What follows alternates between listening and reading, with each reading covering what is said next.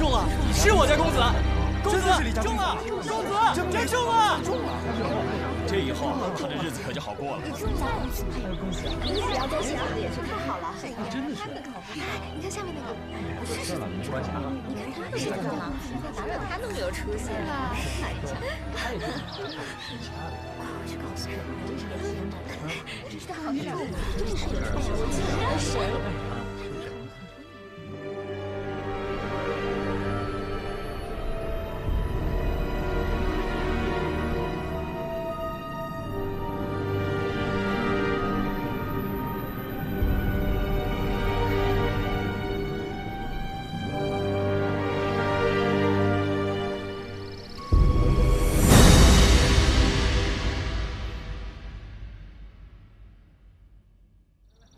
公子，夫人叫您吃饭呢。公子，公子，来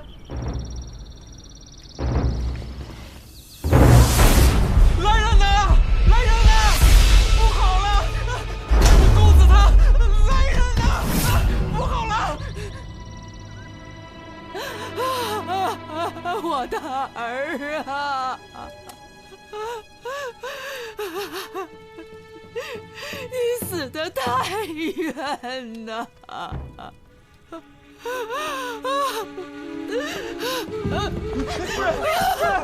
夫人，使不得呀，夫人，夫人，夫人。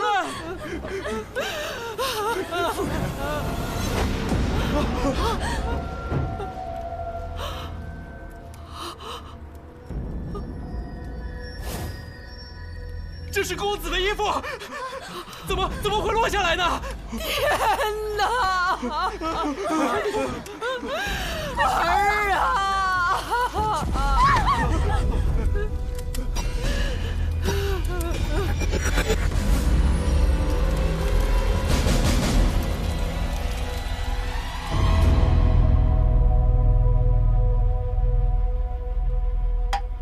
世时，刀立天。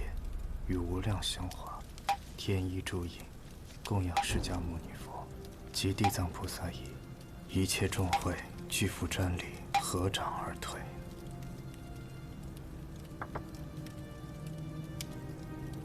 夫人宽心，小僧已为杜公子诵经超度，公子当以往生极乐。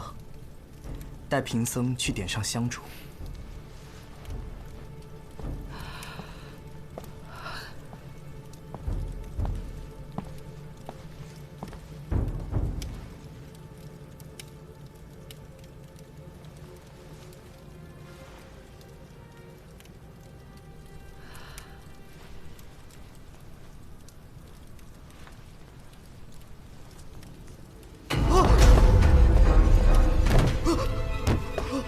夫人，快来看看！夫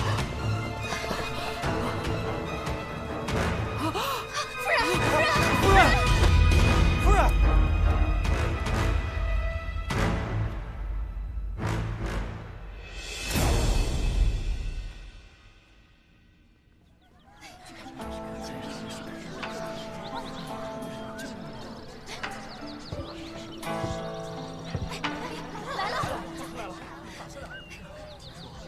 老规矩，前2位免费，后面不管多少位，算不准，一概不收钱。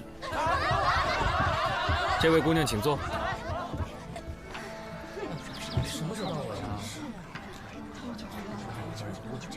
这位姑娘，眉宇隐隐发黑，身上有阴气，却不似恶鬼缠身，一定常与往生者打交道。 可否借我手一看呢？到底准不准？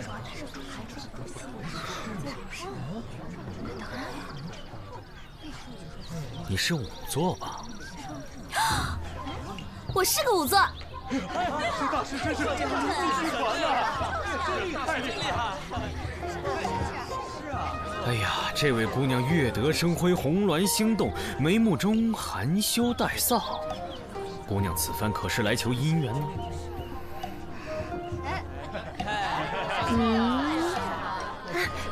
这件事情只有我跟家父知道，从未向人提及。您是怎么知道的？上规天道之法，不可说。排累了就进来坐会儿吧，有席上的好吃的好喝的，来拿个号。里面没位置了啊！几位客官，往里边请。哎，照顾好了。好嘞。帮忙叫个号。咱们进去。快点儿。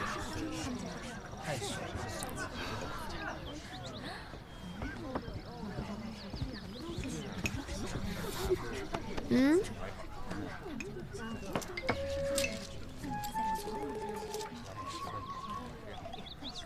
下一个。该。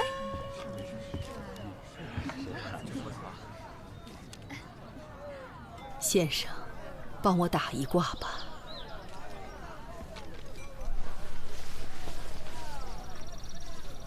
您是杜老夫人吧？是。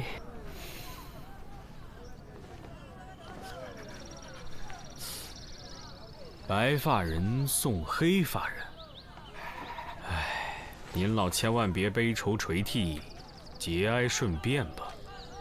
不瞒先生，我那过世的儿子又回来了。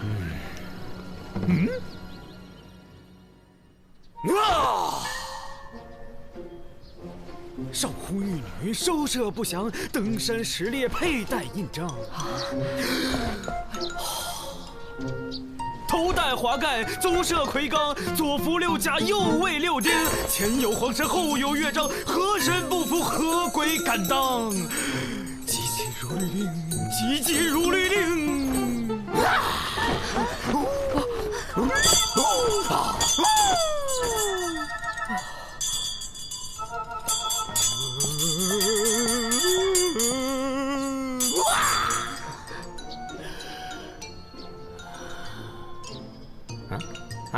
什么？啊，好吧。什么？哎，这都是我分内的事，你安心走吧。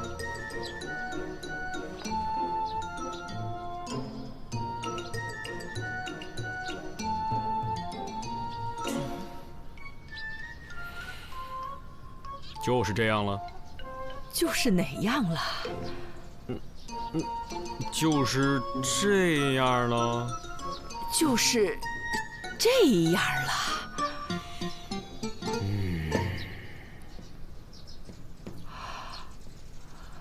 杜公子迟迟未出现，必是已经安心投胎了。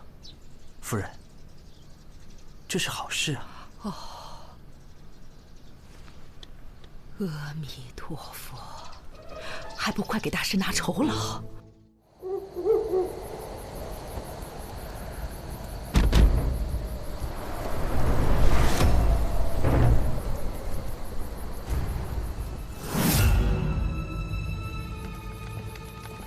呀，紫苏妹妹，来得挺早的呀。紫苏姑娘，你骑马来的？我来的时候他就在这儿了，我看他一直在这徘徊。我猜，死者应该是他的主人，尸体就在后面。啊！死者的身份确认了吗？死者叫李牧，跟那个杜成一样，今年同是考生，而且都中了解元。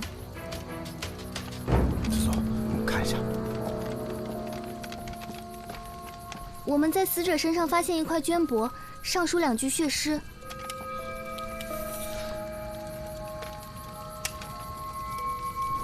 纵使东巡也无益，君王自领美人来。这不过是凶手的障眼法，为了混淆视听罢了。这样就可以把一切罪责都推给鬼魂了。但我查看过这2人的考试记录，水平相差甚远。啊？这么说来，真的是那杜成回来索命的？实际情况是，这个李牧作答相当漂亮，反倒是那个杜成全篇离题千里，2人之间根本不可能存在抄袭现象。这李牧会不会和其他考生？他的答卷独1份，今天赚大发了！哎，那尸体真的是太厉害了！怎么了？哎，别说！哎呀，我说，别说！哎呀，我听不了这个。你说。这尸首分离，头颅和身上都有皮肉伤，应该是在骑马的过程当中，先被斩首，然后坠马的。他是在马上被斩首的，还是跌落下来以后被斩首的？如果是先坠马的话，那头颅应该就在附近啊。可如果是在马上被斩首的话，就如我们所看到的这样，身首异处。马上被斩首。从伤口的擦伤程度来看，这马奔跑的速度应该相当的快。在那个速度下，若想偷袭得手，出刀的力量、速度和准头缺一不可。凶手必是江湖上1等1的高手。你想啊，死者的头颅。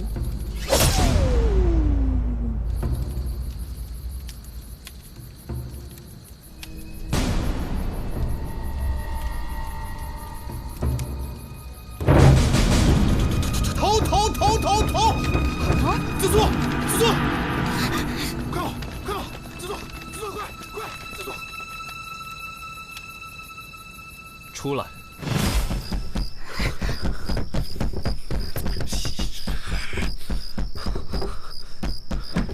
大晚上的不请自来，什么意思？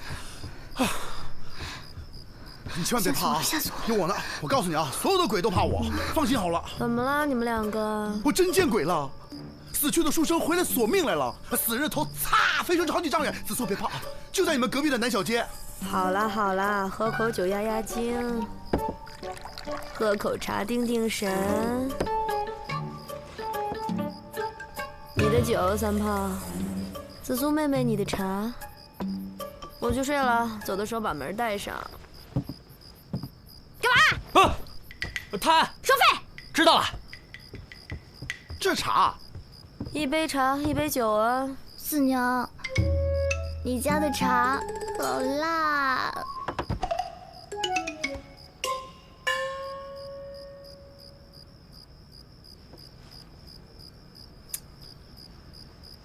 好酒。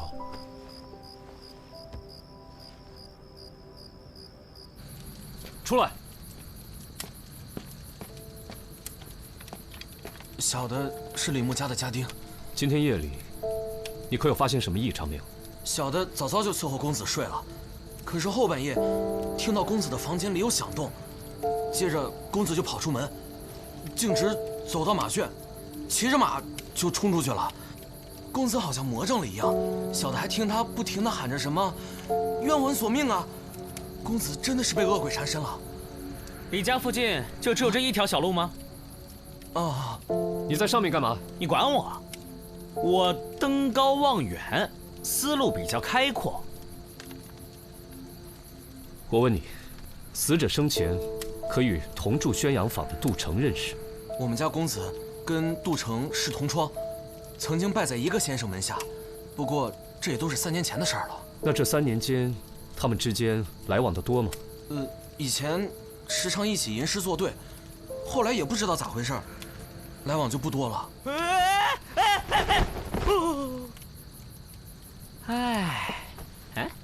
胡闹！这位李介元平时出门喜欢坐车还是骑马呀？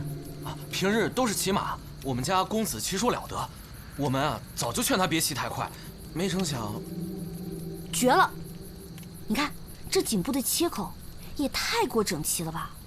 估计这次这个凶手你肯定打不过了。什么意思？你看这个切面多漂亮啊！别说在马上，就是死者站着任由你砍，你能做到吗？这个人力大无比，他可真是一刀下去。能一刀取人首级者，能有几人？既然死者是在马上被斩首，说明这个凶手的身长恐怕也异于常人呢。夜叉在世也不过如此了吧？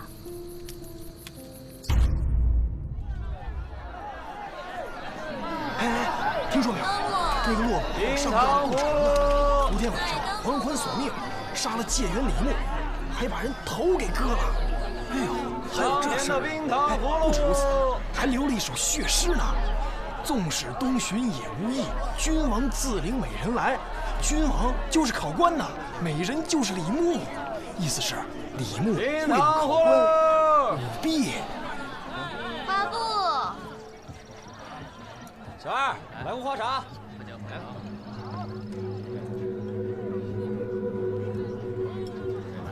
客官，说是赛。大师，大师啊，我儿子回来了！客官，吃点。我儿子回来了，大师。你的胡子呢？哦，喝酒。这样显年轻。哦，大师啊。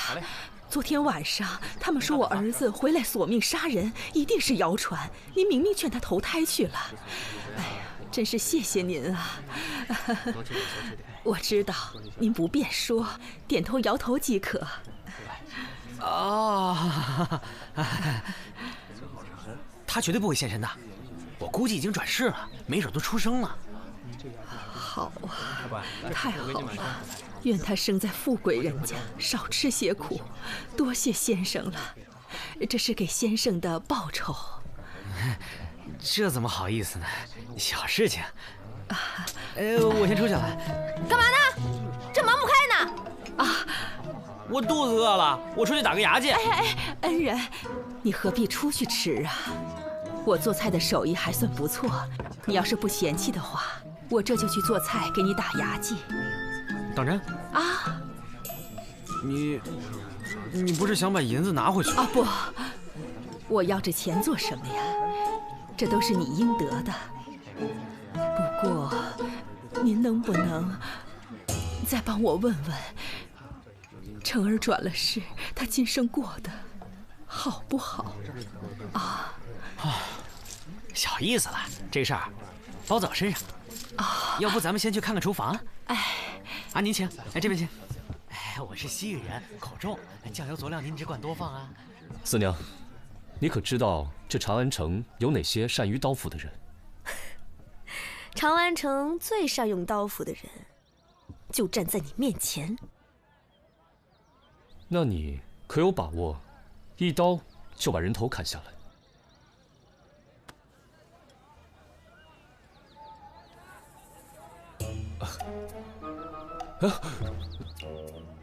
干什么？我就是让你看看，我这是吹弹可破的肌肤，还是硬邦邦的铁疙瘩。我要是能一刀斩断人头，我就去刑场了。我还在这儿干嘛？刚才已经都打探过了。昨天夜里啊，长安城里那几个刽子手都在一起喝酒，在畅谈那个如何能让人死得更愉悦。四娘，最近长安城里有没有什么外来的能人异士啊？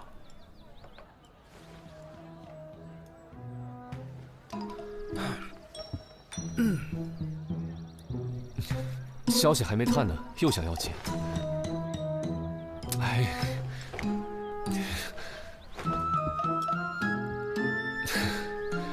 好吧。老板娘，老板娘，有黄酒吗？我腌肉用。有的，我去拿。老大，我们就不应该来，不应该带钱来。客官，哪位请？姑娘这是怎么了？小二，没事吧？喝醉了，怎么叫也叫不起来。啊，这位官人，您是？大理寺少卿李治。二位客官慢走。你可知道你儿子跟李牧的关系？以前成儿和李介元是同窗。近日他们有无局语？这个老身就不知道了。你这次是来探案，不是跳大神的。知道了啊。几位官爷，慢慢看吧。要没什么事儿，小的先行告退了。去吧。啊，等等，啊，去把那些显字的纸钱拿给我。好。不是，老大，我突然好热啊，我出去凉快啊。站着。不是我三炮啊，上房。好嘞。你去哪儿？上房啊。这儿。这儿怎么了？看看这火盆的上方，这梁上有没有铁环之类的东西？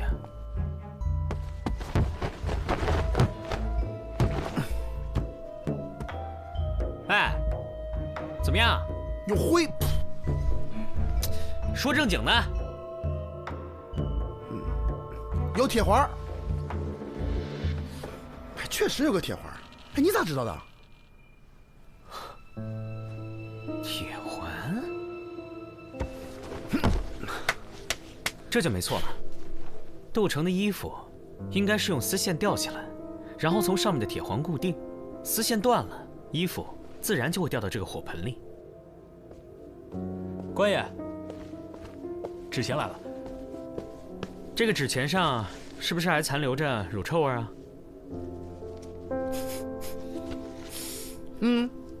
所以呢？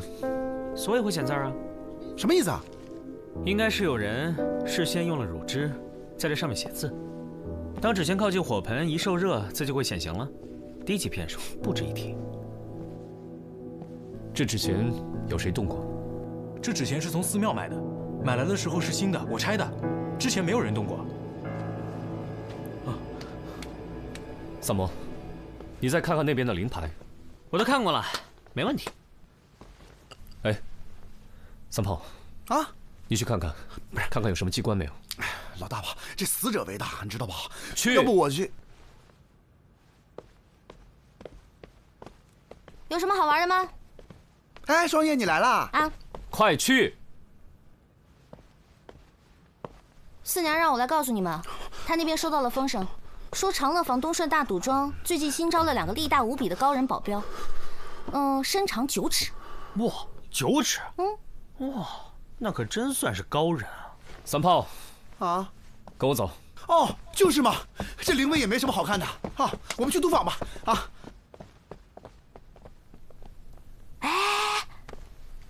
这书生我能去玩会儿吗？这里又没有其他人，自己看着办喽。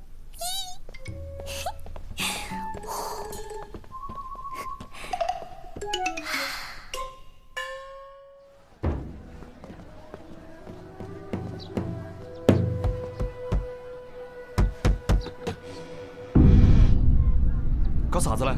我们是大理寺的，听说贵赌庄新来了2个西域保镖，请二位出来相见。哎，你敢让我们老大吃闭门羹？你什么意思啊你？三炮，上！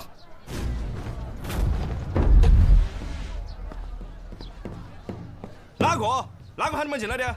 不想活了噻？干啥子？啊！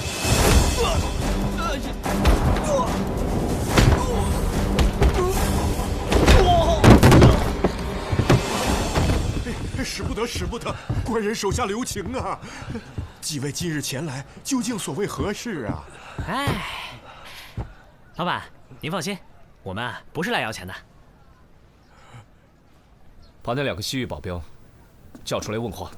还请少侠高抬贵手，那2个保镖是小人捏造的，本庄并没有这2号人物。不是，那你编的瞎话干嘛？只因本庄近期经营不善，赔钱太多，实在是拿不出钱来呀。为保平安，方才出此下策。几位官人明察呀，小的绝无恶意，只是借保镖的说辞来震慑那些别有用心之徒啊。把你们庄内武功最高之人叫出来问话。就是他。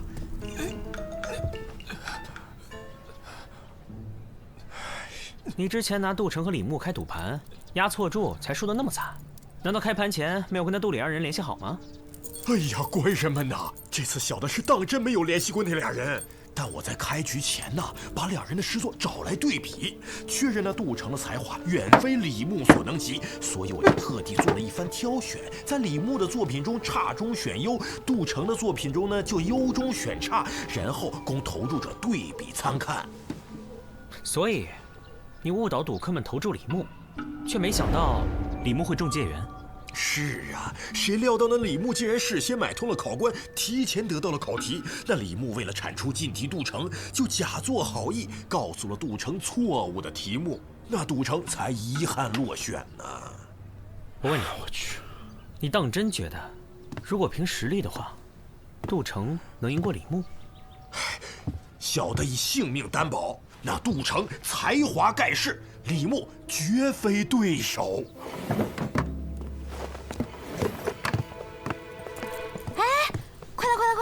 你们快过来看看！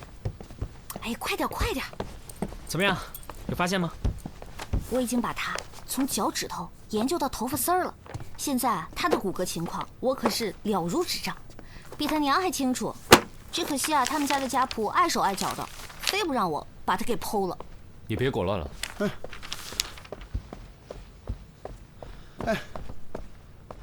老大，我这没什么发现，就发现一卷风筝线，但是没发现风筝啊。这不是风筝线，是冰蚕丝，这就是杀死杜城的凶器。什么？冰蚕丝来自于西域，极其坚韧锋利。我在那条小路的树上也发现了冰蚕丝的勒痕，树上冰蚕丝的勒痕位置很高，寻常人从树下走过不易被发现，但骑马就完全不同了。这位凶手先是深夜潜入李牧家中，假扮杜城还魂。李牧心中有鬼，所以才会慌不择路地骑马离开。而他家门口只有这么一条小路，他身上的擦伤证明他当时骑速极快。经过那棵树时，李牧的头颈被冰蚕丝瞬间割断。我安排3炮暗中搜查几位当事人的房间，有了物证，再想查真凶，自然就易如反掌。那真凶就是杜老太太。啊！当初她到我们店里找萨摩算命，目的是为了让我们把一切都往鬼魂夺命上想。这些显字的纸钱也是她之前预备好的。她利用丝线把衣服吊起来，衣服就会掉下来。还有，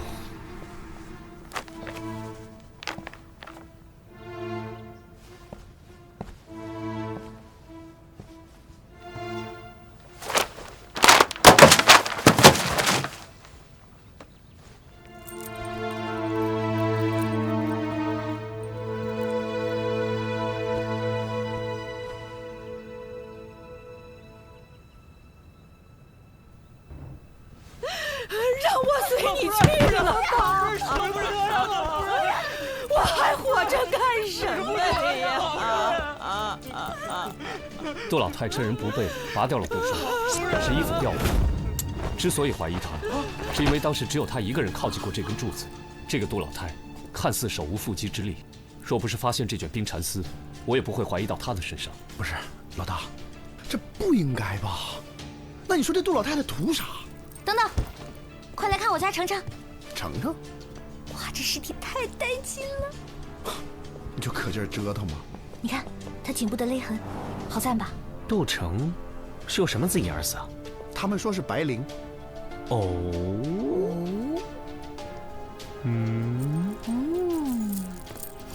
咋了？难道死因有变？杜城不是自缢而亡，而是死于他杀。他的脖子上叠了2层伤痕，位置相同，所以不易被人察觉。仔细看，会有细微差别，一条是粗糙的麻绳，一条是齐整的白绫。我感觉这是一起连环杀人案。那个杜老太太怎会杀自己儿子？老大，你又说错了。3炮啊，再去查一下2个死者之间的关系。好嘞。哎，我让你去了吗？去吗？去吧。去。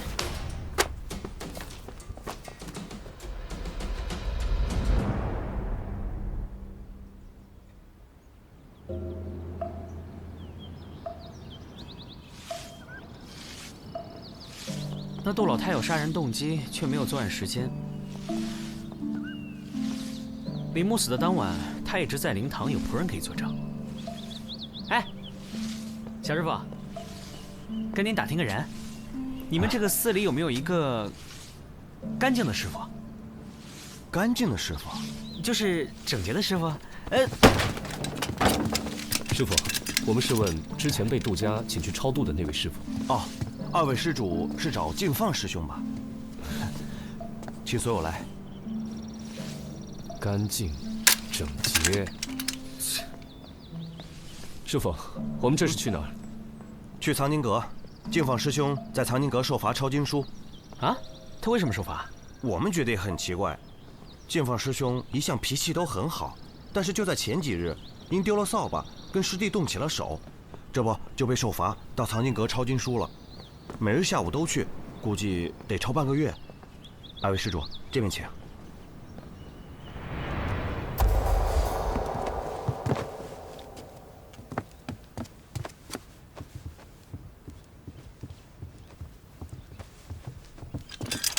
师兄，有2位施主求见，请。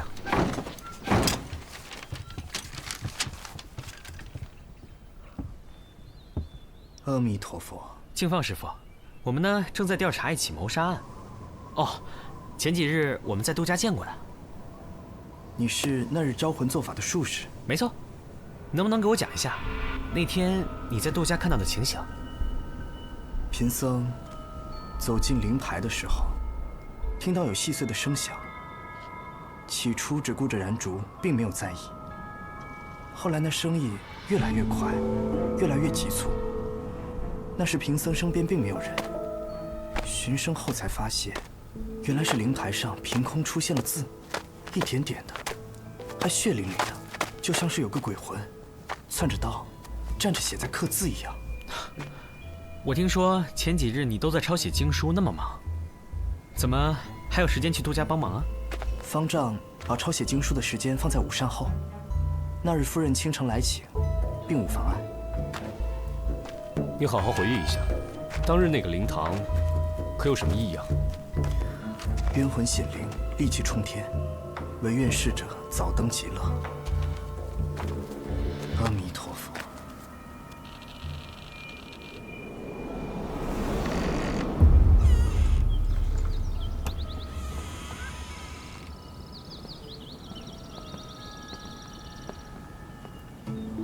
告辞。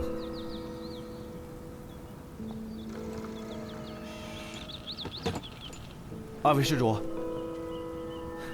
，2位施主，外边有人找你们。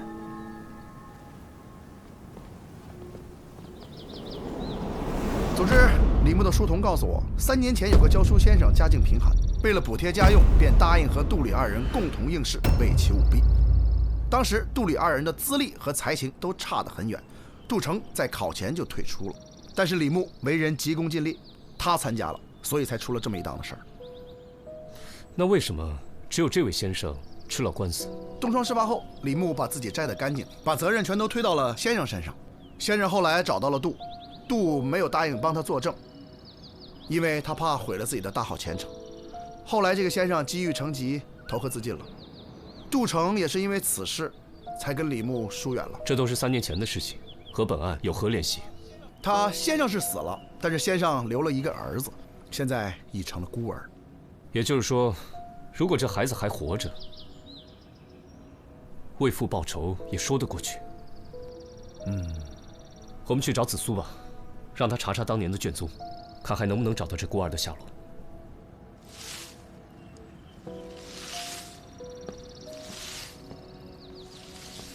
小师傅，我想打听一下，你还记不记得净放师傅那天跟你打架，伤到哪儿了？脸上和手上都有，不知道身上有没有。那是抓伤呢，还是淤伤？淤伤和抓伤都有，但不过恢复得很快，现在都差不多好了。哎，那你还记不记得他跟你打架是几日啊？是9日前的晚上。净放师傅来这寺里多久了？哦，我来这儿有2年了。师兄比我早来1年左右。多谢。哎，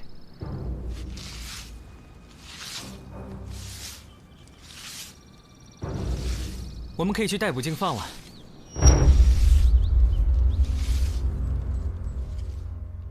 回来了，黄三炮立下了汗马功劳。忙了一天，辛苦了。还行。想喝茶还是喝酒啊？喝酒。没问题。你呢？酒。好，咱们喝酒。紫苏呢？喝多了，楼上歇着呢。咦，杜老太太去哪儿了？在这待了1天，回去休息了。回去了？她不是答应要给我做好吃的吗？她不给你做好吃的，我给你做好吃的呀。你怎么？给你点颜色，你就看颜值不是吧？赶紧跟我说说案子。包子，卖包看看。从线索到头，净放就是教书先生的姑子，也正是他杀了杜成和李介元，目的呢，当然是为父报仇。为什么？你没有把过程告诉我们呀？跟不上你的节奏啊？为什么？首先呢，我观察到，敬放在抄经书的时候是一个左撇子，而藏经阁的大门呢是双开大门，需要用2只手的手掌同时给门打开。但是敬放师傅不是，而是选择了用右手推开右门，再用右手推开左门。这是为什么呢？因为在他左边的手掌心当中有伤，而这伤是他对李牧行凶时使用冰蚕丝所致。即使他在手上缠了好多布作为防护，还是被冰蚕丝勒出了伤口。逮捕他时，果然在他的掌心发现了又细又深的伤口。那为什么要查他们打架的时间呢？这就是他聪明的地方。他突然转性，去跟小师弟打架，正是为了要掩盖他脸上和手上本来就有了伤痕。他为了制造鬼魂杀人事件，首先用麻绳狠狠地将杜城勒死。可是他没有想到，他勒死杜城的时候，杜城会用尽全力挣扎，手会向后用力地乱抓。因此他在故意伪造了杜城自杀的现场之后，趁着夜晚看不清楚，故意找茬，与急性子的小师弟打斗，只为了用新伤掩盖旧伤。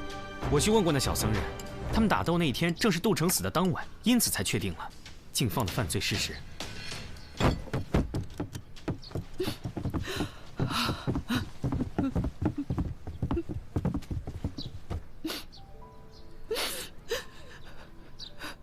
你刚才说，我儿子不是自杀，而是他杀。我的儿啊！如此说来，这一切都是敬放设计好的。敬放被抓时，承认早前李牧曾去寺庙祈愿，希望能中戒愿。敬放便看准时机，挑拨他除掉禁地杜城。至于那纸钱，本来就是从寺庙当中取回来的，一定是敬放之前做了手脚。至于灵位，应该是他事先备了一块涂了当归、雄黄与奇楠酒的牌子，点上香烛，奇楠酒遇热挥发，奇楠粉与当归和雄黄发生反应，灵牌变色。不过，我还有个问题没想明白。可是案件到这里，思路清晰，证据确凿，还有什么问题吗？敬放当时不在场，那他是如何操纵衣物，使之落入火盆当中的呢？是我。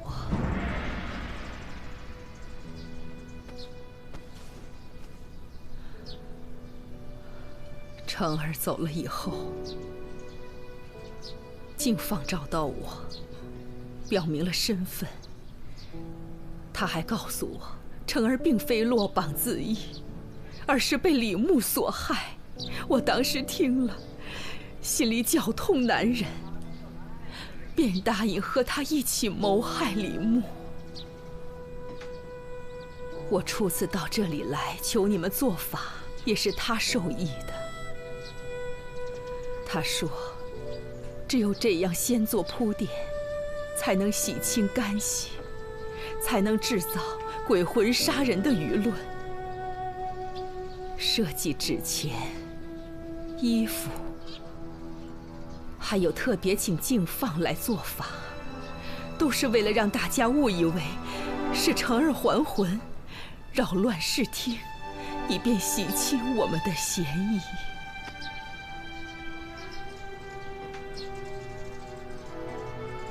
杜老夫人，请你跟我走吧。是。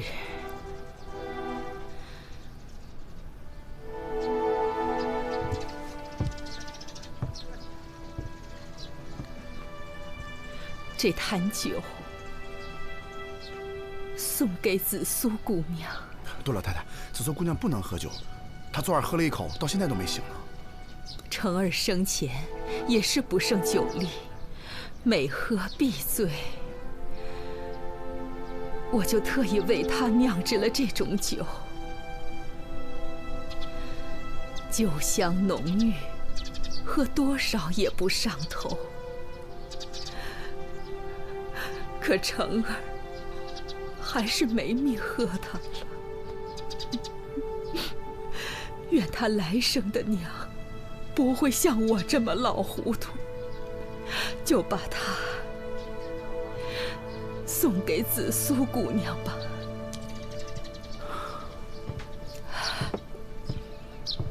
等等，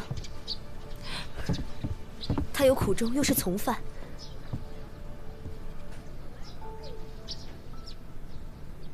放他一马。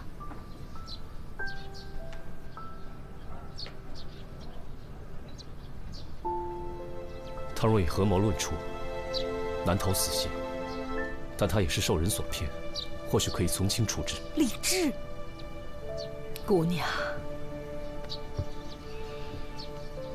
费心了。重判也好，轻处也罢，终不过是拖着这把老骨头了此残生而已。